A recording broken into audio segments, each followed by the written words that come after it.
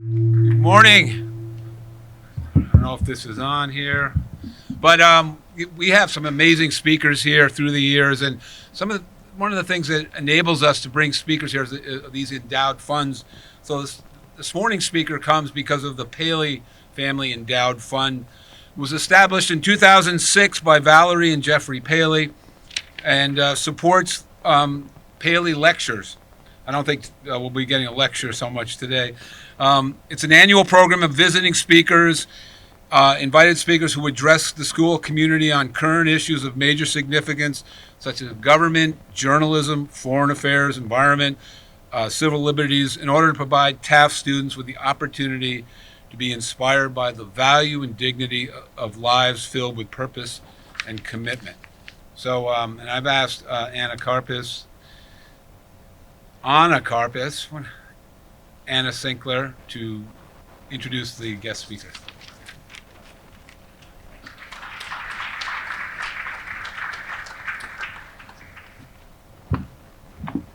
Hello.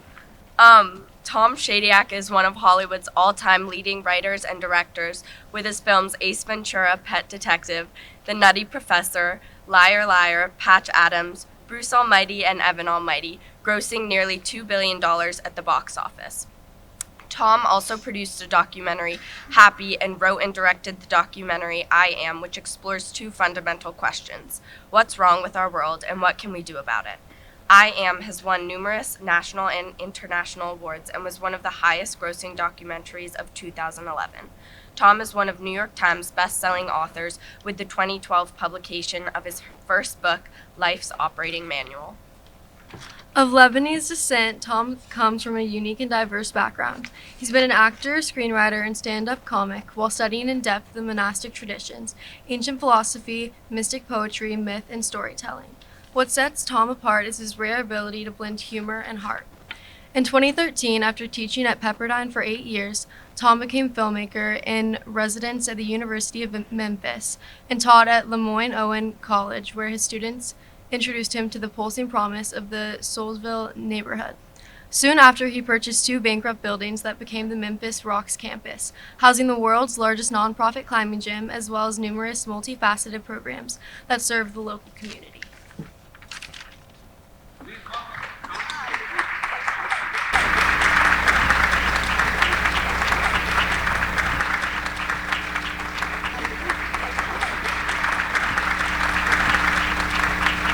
More round of applause. That is not easy. Anna and Anna.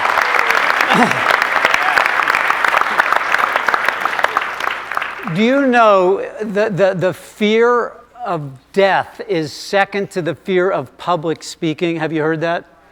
So, way to go, you guys. That was not easy. Thank you. Wow, amazing. So I just found out how this is done. Freshmen, up top, right?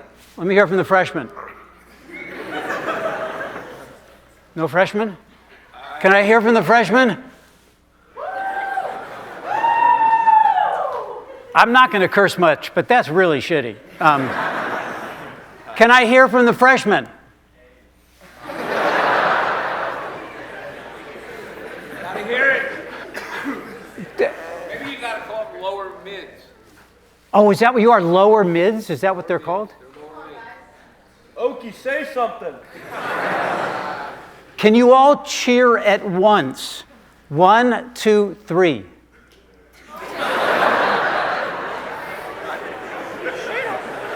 All right. I promise not to curse. What the fuck? Is there a ritual that I'm not aware of? They do not respond. Are you that afraid of public cheering?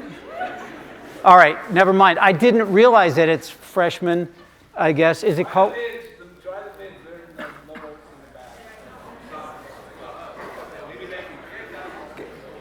Can you cheer louder than the upper? What mids? The back?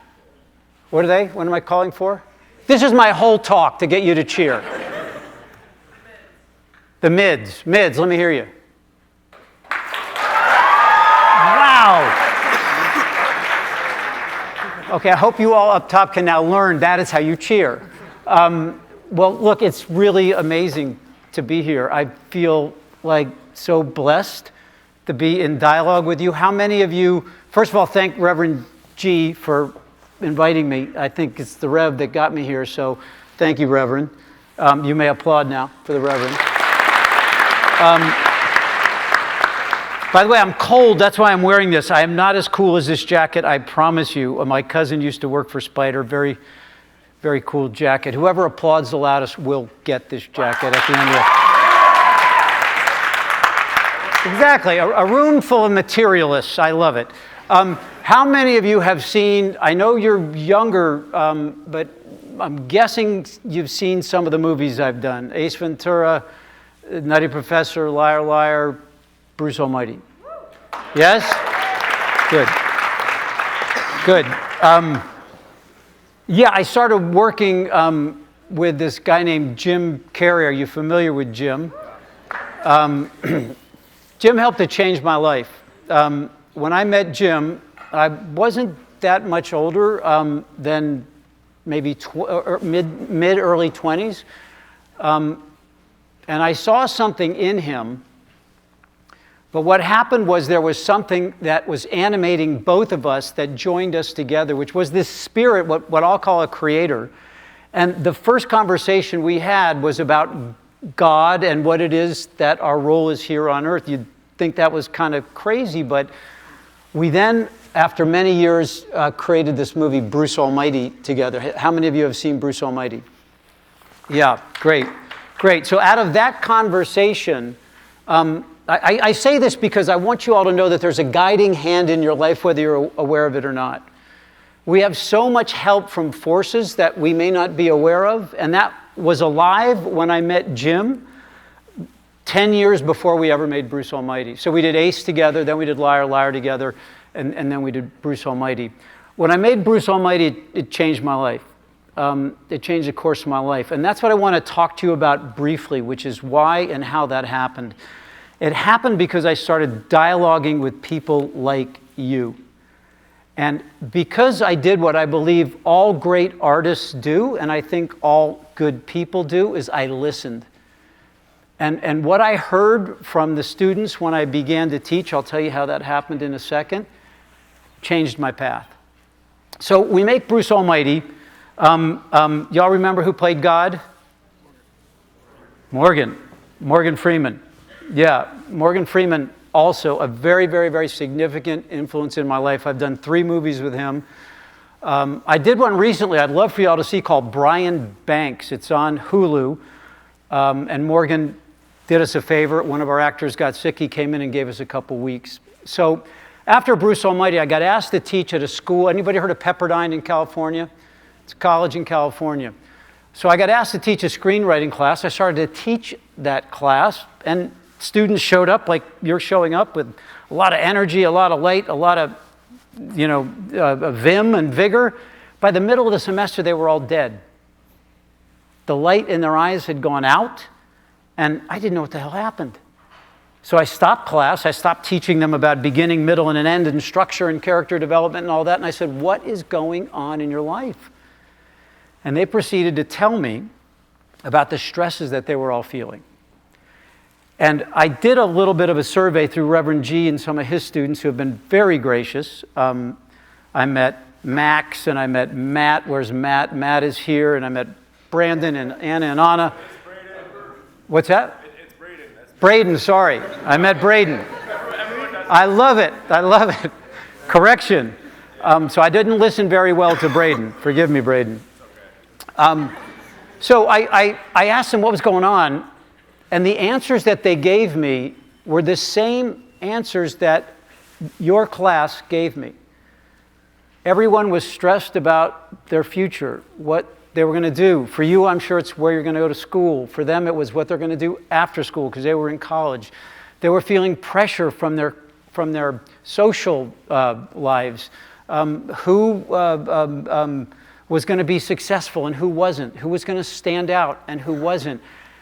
And I stopped the class and we started a conversation, and I created a class out of talking with them that I hope someday will come to this school.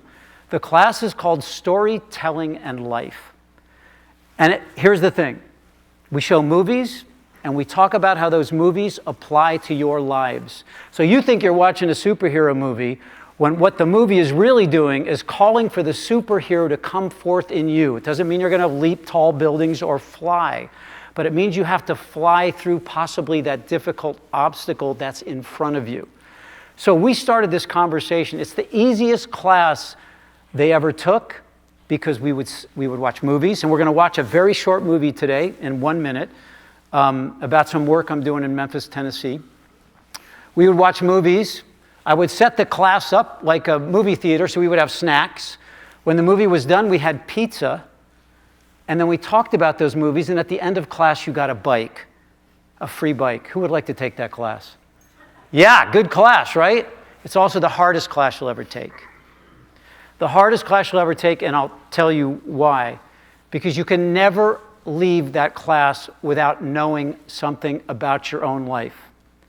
Once you know something about your own life, you are now responsible for that knowledge. So, what is it that I want you to know? So the hardest thing to become in this world is yourself. I'm going to say it again. The hardest thing to become in this world is yourself. Because you are inundated with messages and ideas and even well-intentioned friends that are trying to turn you into something else. The hero's journey, the heroine's journey is all about becoming who you are. And once you have that knowledge, you then get a choice how to move forward in your life. Am I going to be controlled? Every movie is controlled by a theme, right? Am I going to be controlled by the theme of the culture that tells me what success is? I spell success the way it's defined by our culture in such a singular way, S-U-C-K-E-S-S, success, because I think it sucks. I was told that I had to be a lawyer. I didn't want to be a lawyer. I had this creative spark in me. I was told that I would fail if I did that, right? This is my own journey. I had to look at those ideas and say, you might be right, I might fail.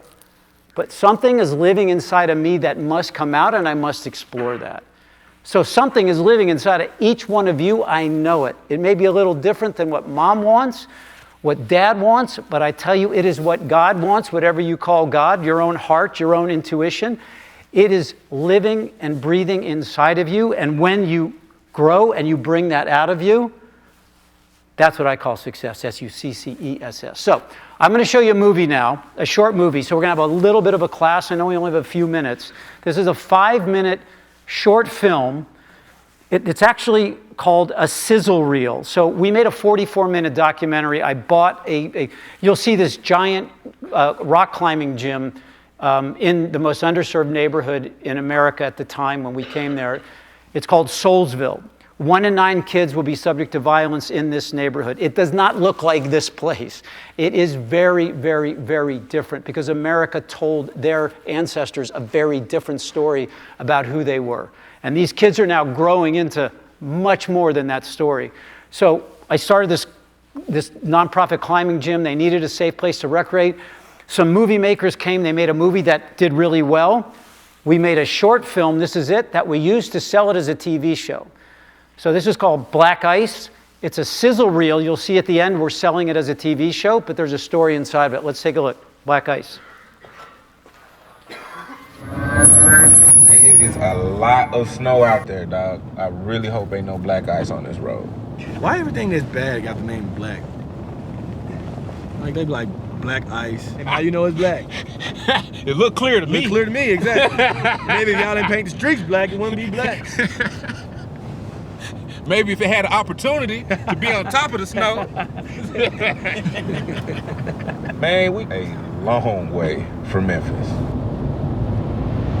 All right, y'all, gather around. I'm finna tell y'all a story about this one time that, I'm sorry. I gotta know the audience, my bad.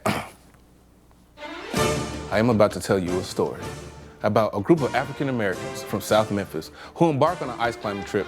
Damn! You may be wondering, how can these young black people from South Memphis survive in the cold, harsh conditions? Cold. I hate it. And the only thing that I have to say is, man, what the fuck do you think? We from South Memphis. South Memphis is one of the poorest neighborhoods in America.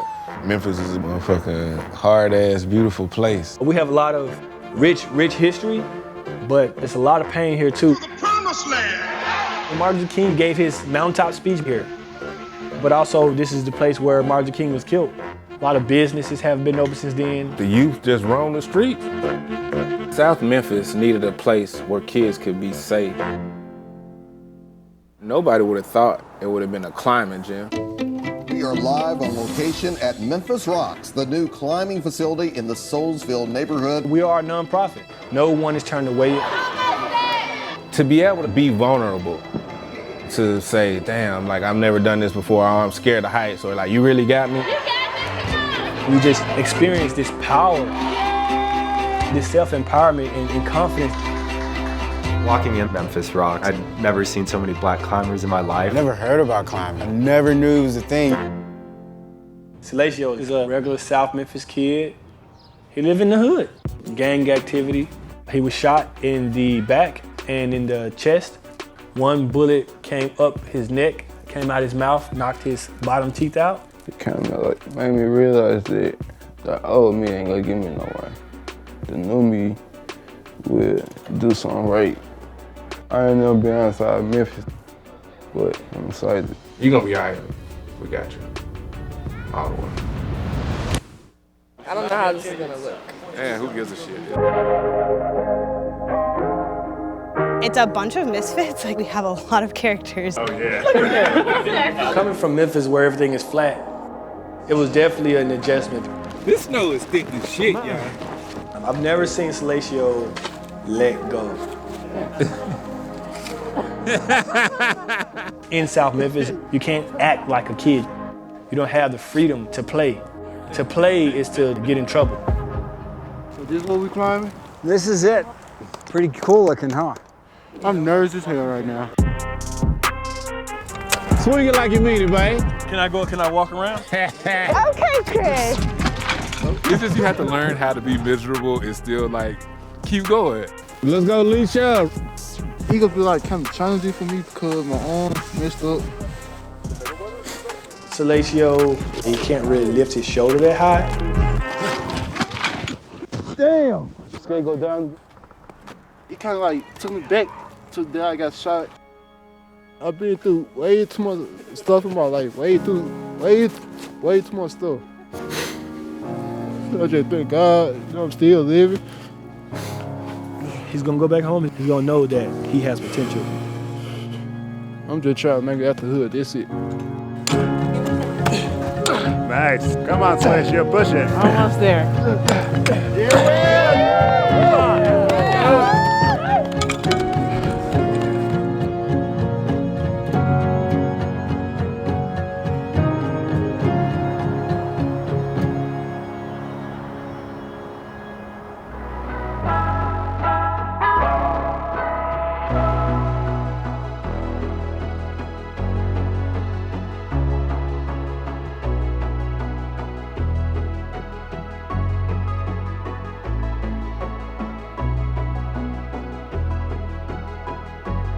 We take our new collective experience with us as we come back home.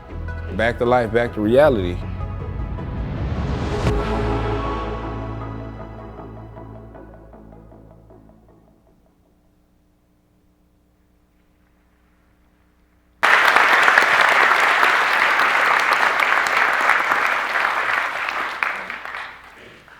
I love those kids in that movie. It is my highest hope that some seed will be planted today. We planted a little bit of one last night.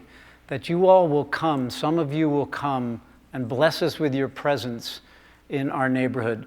I call them kids, but they're much older than you. They're now in their early 20s and late 20s. All these kids want us to be seen. They just want to be seen. They feel that society has overlooked them, stepped over them.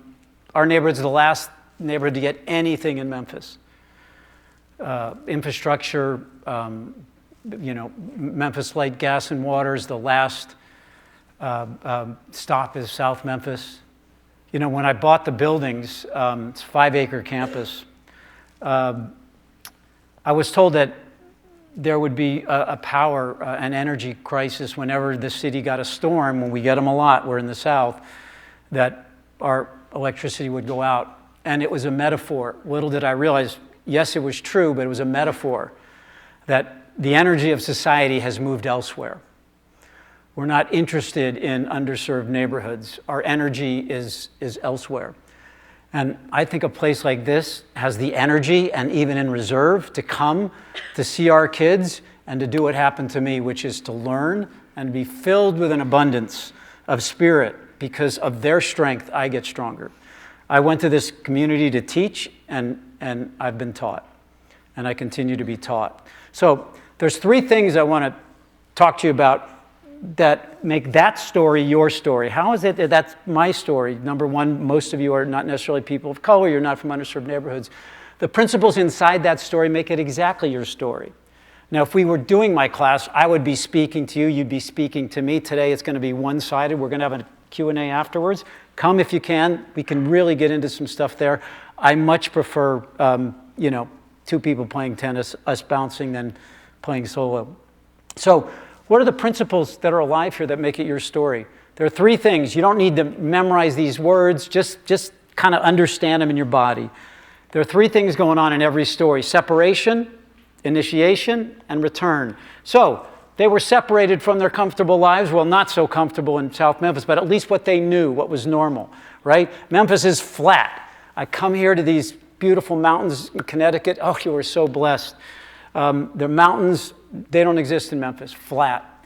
It's generally warm, although we just had this polar vortex crazy. I'm still cold in my bones. No snow, basically none. So they leave that normal life. They are separated from that normal life, and they go what? To Montana. Everything is white in Montana. Everything is white, from the culture to the people to the snow, and they're literally facing a new path that's in front of them. So what do they do with the new path is the hero's journey. They're literally facing a separation. So you all have been separated from your lives. At some point, all of you are comfortable at home, right? All of you knew that sort of world. You had navigated that world, and you've been separated and you've been brought here. You're also on your own journey.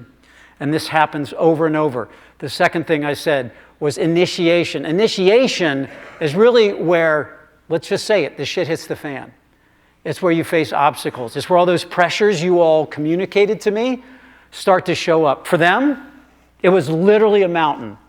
They don't know, they've never seen a mountain. One of my best kids here, Jamond, had never been on a mountain path and literally said, Tom, what is car sickness? And then threw up, literally before I got the word sickness out. He'd never been on a mountain road. So they're not only staring at a mountain, it's literally covered in ice, and we're saying the impossible, you gotta climb it. You gotta climb it. So that is also happening to you. You're facing, how do the freshmen deal with, these are the cool guys, you're the seniors, right? Right? Are you guys good to the freshmen, or do you kick their ass, really? Tell me the truth. A little bit of both. That's okay, but that's okay. That's like a ritual, right? Like, we're gonna see if you guys can kind of toughen up and take a little grief, right? So you all are experiencing obstacles of I kind of want their respect. They've been here for, this is their 4th year, right? So you're all facing obstacles, right? It's necessary. So I call the obstacles the holy shit phase, okay? And I don't say that to be incendiary. I literally believe the shit is holy, and I'll tell you why. What makes the best fertilizer, right? Shit, right? And what do you do with shit? You can grow a garden. So again, I'm not saying this to be incendiary. When the shit happens in your life, it is your opportunity to grow a garden. When somebody looks at you and tells you what you can't go into that. You can't be an artist. You can't draw for a living. It is your opportunity to say to that person, hey, I appreciate what you're saying, but I'm going to give it a try anyway. It is your chance to be on your own hero's journey. How does a muscle get stronger for those? I know it's a very athletic school. You got to tear it, right? These are the tears of character that build massive characters, right? We tear a little bit of our character. Ouch, that hurt. right? But do I have to let it stop me? No, I can grow a stronger muscle with it. So the shit is holy. You get a chance to use it as fertilizer to grow a garden. The last one is called the return. This is the most essential part for me of the hero's journey. You have to return the story. You have to tell somebody else about your path, about your journey. I just got COVID, right there. I just got COVID. I'm only kidding. Just kidding. COVID joke. Come on, COVID joke. You have to return the story. So what I'm going to show you now, this is my way, by the way, of returning the story, is to come and giving you just a bit of an insight into your own lives. My whole goal here, if I had to start at college, it'd be called BUU. BUU, because that's my whole goal, is to help you become who you are. Education has it upside down. Education is from the Latin word educato. It means to draw out. And what do? We drill in. Here's who you need to be successful in our society. We drill in. Educato meant to draw out. That's why I don't like one-sided conversations. I want to hear from you. You tell me who you are, what you're struggling with. I can offer a perspective. We can have a dialogue. And hopefully you can start to grow in that dialogue. So what happened with these kids? They returned the story to Memphis. They inspired other kids. We sold the TV show. So ESPN bought this show. It's going to be on Hulu next November. And did anybody see the movie Free Solo? Free Solo is with Alex Honnold, the most famous climber in the world. Alex joined us for this movie. He's training our kids. You'll see him in this thing. This is the first look at a teaser. It's only 2 minutes long of the show because they returned the story and inspired others. Next clip.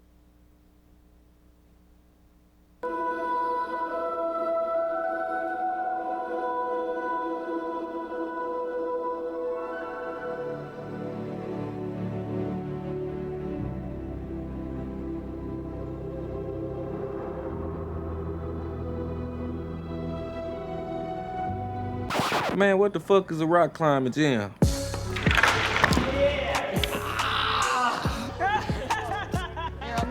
Climbing is a way to free up your mind from what's going on around you.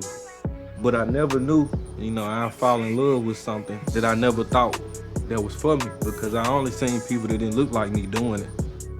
This is our group. It's gonna be about 7 months now of trips and climbing and working out together. Hopefully all of us stay to the end, show how South Memphis do it. Don't forget to breathe. There's nothing like the Stairmaster.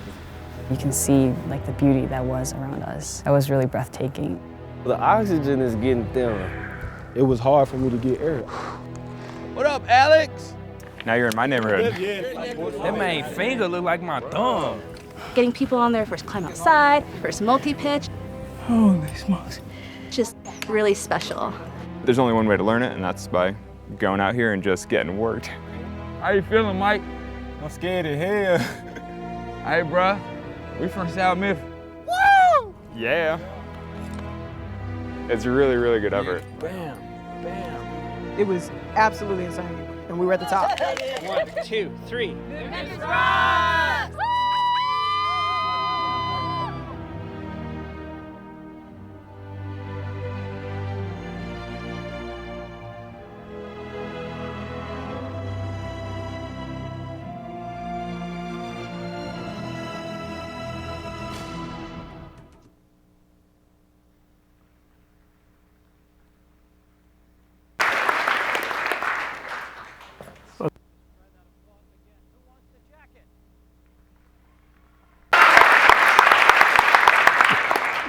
He didn't fall for it. Thank you, by the way, for gracing our community with your time to watch that. I will tell you now that they just climbed. We chose to send them to Africa. They climbed the second tallest peak in Africa, Mount Kenya, which is about 17,000 feet of elevation. Talk about obstacles. One of our young climbers, a woman named Brittany, these kids have unbelievably difficult stories. The first kid, Jamond, Jamond is the first kid who said, "What the F is a rock climbing gym?" Jamond's mother just passed away because she didn't have proper medical care. So his father is absent from his life. Jamond is a gang member, and he's still a gang member, although now he calls Crips Community Rehabilitation in Process. He's pulling kids out of gangs now. He's grown a garden, right? He had a lot of violence in his past, and he's grown a garden with that, and he's bringing kids out. So a young woman named Brittany, who struggles with her breathing anyway, passed out on the mountain and lost her pulse. Talk about an obstacle. She lost her pulse on the mountain. What happened? Some of our kids literally had a chance to engage their own courage. One of them, named Isaiah, ran down the mountain, got her what she needed, ran up the mountain. These kids have never been at anything near this elevation. Elevation is much thinner oxygen. Basically saved her life. So you'll see all this story. The young man, Chris, Chris was a producer of this. He's one of my closest, I call him a family member. He mentors me much more than I mentor him. Chris's father took 20 bullets when he was 4 years old and died in our neighborhood. Chris died on the operating table when he was 2 years old. We're making a movie about that because he has 3 holes in his heart. Doctors came out and said, "Sorry, your son died." 10 minutes later, they can't explain it. He came back, and Chris said the first thing he knew when he became conscious as a young person was he had work to do, and he believes that this is the work. So please watch this if you can. It's going to be on Hulu. I really want to bridge our communities. The last thing I want to say as I wrap up, the most important thing about a journey and your journey and the hero's journey that we talk about is everything is necessary. This is a Richard Rohr idea. Richard Rohr is a very open-spirited Catholic, returning Catholicism to the original meaning of universal. It's all necessary. So you think, why does that person have to be in my life? Why does that person who's mean to me, who tells me I can't be in my life? Well, I'll tell you one about mine and how thankful I am that that person was in my life, and it's my dad. And I come from a background that my dad was so high achieving. He was a very famous lawyer. My dad ended up being a partner of a comedian named Danny Thomas. Danny Thomas was probably the biggest, tied for the biggest comedian of his day. And we're Lebanese, and Danny got his Lebanese friends, and they found St. Jude Children's Research Hospital.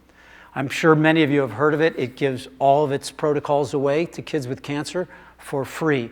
My brother's responsible for raising the money. That he raises $2.4 billion a year. My dad was the voice in my life that told me I couldn't. Because the path was set for me. I was going to be a lawyer. I was going to do that thing. That's what my brother did. My brother followed my dad's path. That's beautiful for my brother. It wasn't for me. So my dad told me I couldn't. I used to be mad at my dad. I used to get upset. I used to cry. Why don't you believe in me? My dad was literally God in disguise saying, do you believe in you? Do you believe in you? Can you turn this piece of shit in front of you, this negative idea, and grow a garden and fall into your own courage and strength? Thankfully, it took me years, but I believe I did. So now I am so thankful my dad played that note in my life. That was necessary for me to stand up and say, I can do this even when other people say I can't. And that's going to be available to you. And when you think, why is this happening? Why am I under so much pressure? Why am I under so much stress? It's necessary. You are literally in the crucible right now, and that metal is being forged through heat and fire into something strong. So just let me end with this. You're all on your journey right now. There is going to be a lot of shit in front of you. My prayer, my hope, my knowing is that you all will turn it into a garden. Thank you.